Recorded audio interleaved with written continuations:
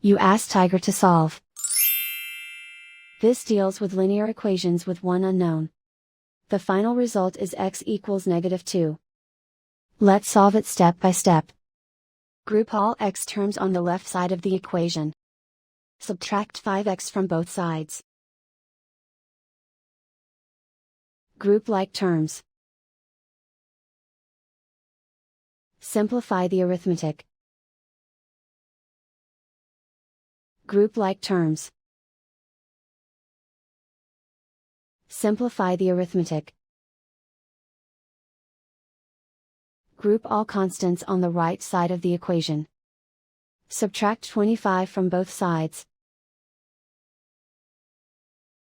Simplify the arithmetic.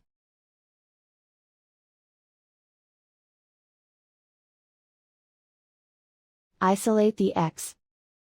Divide both sides by 4. Simplify the fraction. Find the greatest common factor of the numerator and denominator. Factor out and cancel the greatest common factor. And so the final result is x equals -2.